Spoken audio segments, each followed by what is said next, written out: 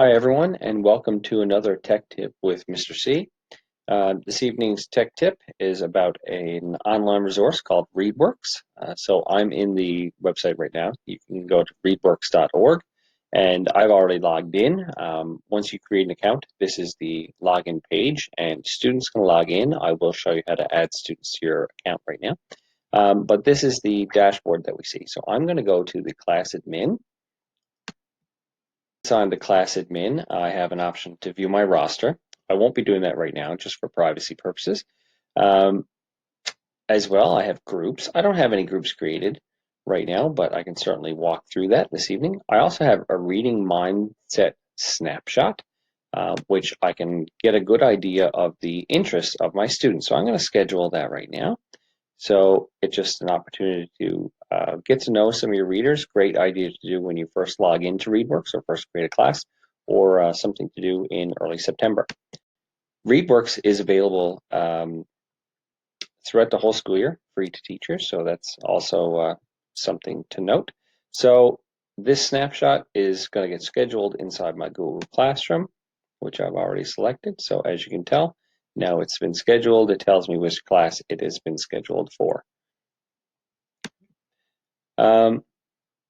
And student library, this just is an opportunity for you to enable or disable student access to the thousands of passages that they have available in the ReadWorks catalog.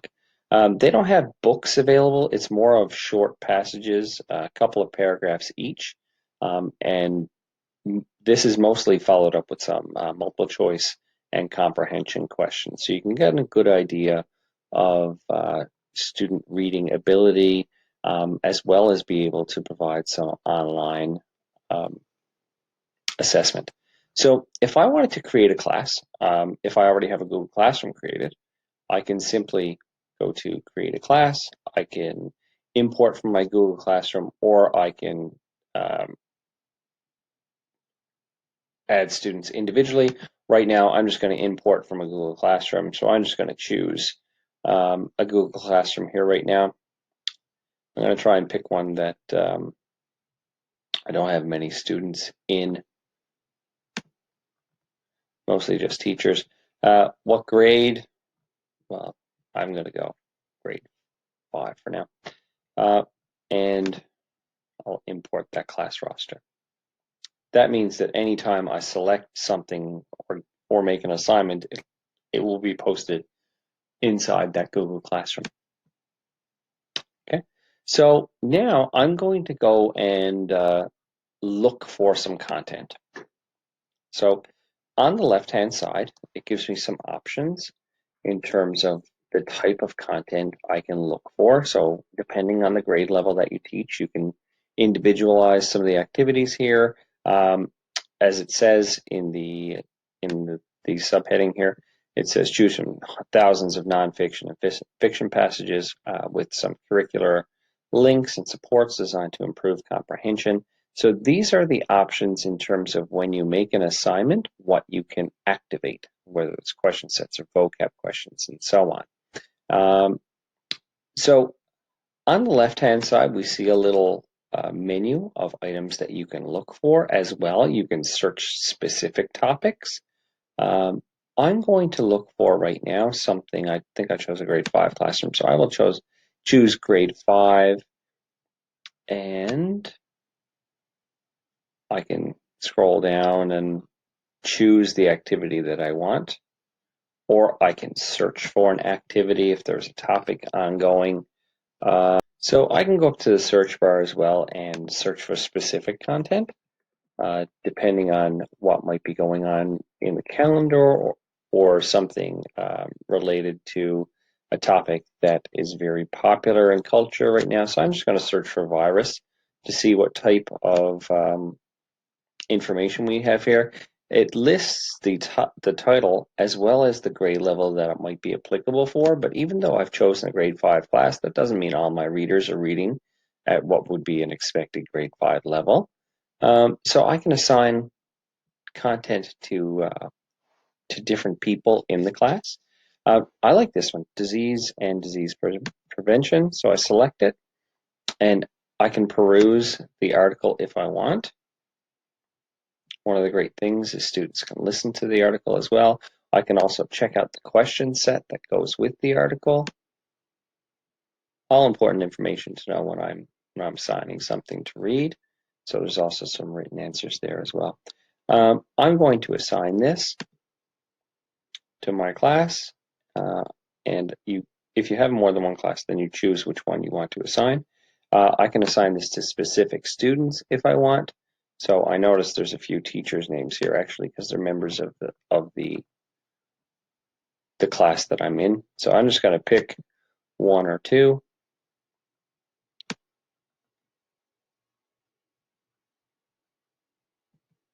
There we go. Found the second one.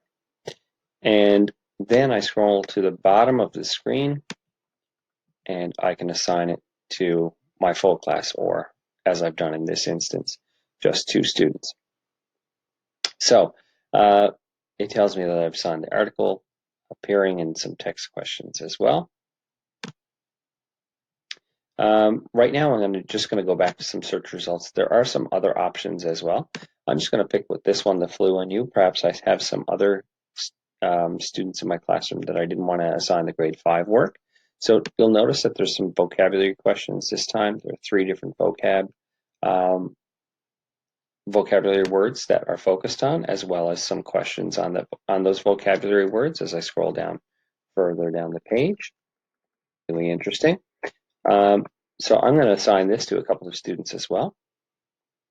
Okay, and I get to choose which items I want to make available for my students. So I'm going to make available the audio, some vocab. I want them to get some support for a couple of these activities as well. And I'm going to assign that again to the same class, but I'm going to give that for everybody to have a little read of. And I can assign the start date and the finish date. You know what? Because I don't want my students, I'm going to give them a little break after May 24th weekend. I'm going to assign that for 2 days from now. So that's a great feature as well. Being a teacher, you can go ahead and you can pre-book assignments, and then that's all ready to go for you. Okay. So that's how you assign items. Let's take a look at the top dashboard again here. So I've gone over how you find content, and again, this is where you find content, and of course there's lots of different topic areas, grade level areas, and so on. Then I can check out my list. I don't have anything added yet. So searching for my list, I can search for some activities. When I find an article that I like, I can simply select the little bookmark tab here. So then it will show up in my list. Perhaps you see something that might be useful for later on in the school year, or something that you might want to assign as a reading activity for a little bit later on. Then it will appear in your list because you've bookmarked it, so you can assign it at any given time.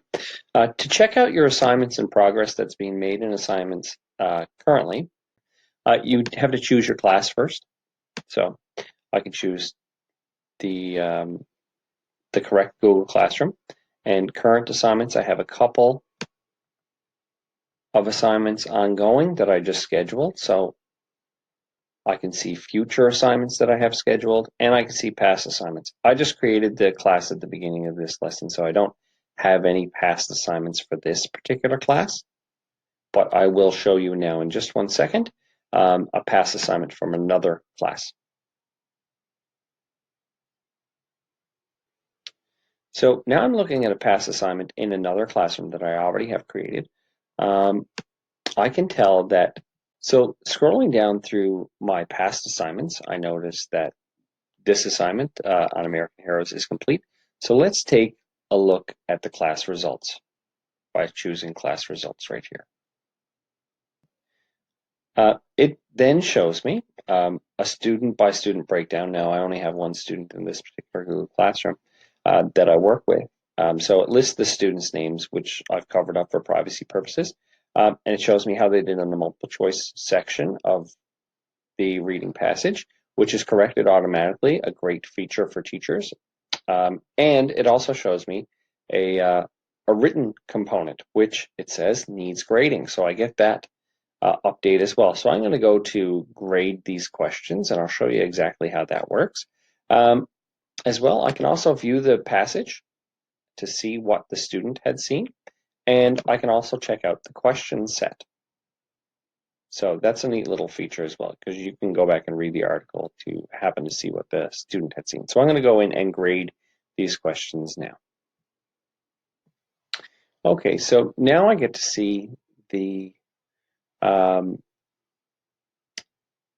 question set that was asked. So for example, question number 8, this student wrote down the letters J-O-D. I believe that this might have been a typo. Marian Anderson was the first Black African American to sing Where? And tell us what the answer is. So based on the question, I can give them a fully correct answer, 75%, 50%, 25%, and so on. By clicking the add button, you get to type in a comment. So I've commented that the correct answer in here for this student. And then you can also choose what percentage you would like to give them in terms of a mark.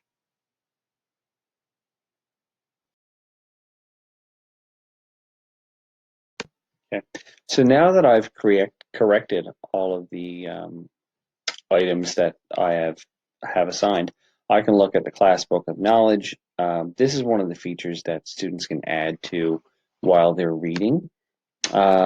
And it just shows some of the entries that your students may have made as they've read a couple of different books. So this is just a few different books that one of my students has read, and I would be able to view his book of knowledge. It's just some jot notes that you might make as you're reading, and of course then you can view student progress, which I won't do right now just for private. Okay, now that we've corrected everything and we've gone through all of the items in terms of assignments and finding content, adding things to your list. This is the assignment progress. I won't show you the individual student progress for privacy reasons, but now I'm going to go back to the class admin. We've already gone through how to create a class at the very beginning, but now you could share your class code as well, and this comes in handy when you are getting students to log in for the very first time. I can also archive classes at the end of the school year and so on. So I'm just going to copy this class code. Second. So students log in, they go to readworks.org. You have an option to log in with Google or to enter a class code. And then you'll have to, I believe, choose the student.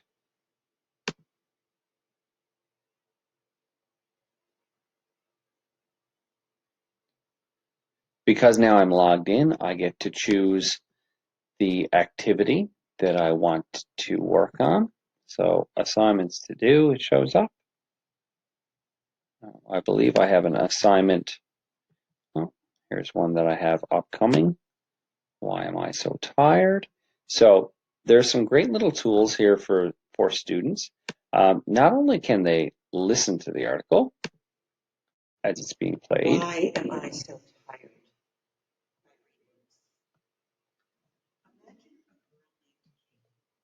So they can listen to an audio version as long as that's been assigned by a teacher. Unfortunately, it doesn't get highlighted. You can change the size of the text. So I'm going to scroll down just a little bit and then show you how that works. So change the size of the text. So those options are here. I can put numbers on the side of paragraphs. So in some of the questions, when we get to the question segment, it might ask you to find a quote from a certain paragraph, or when students want to provide evidence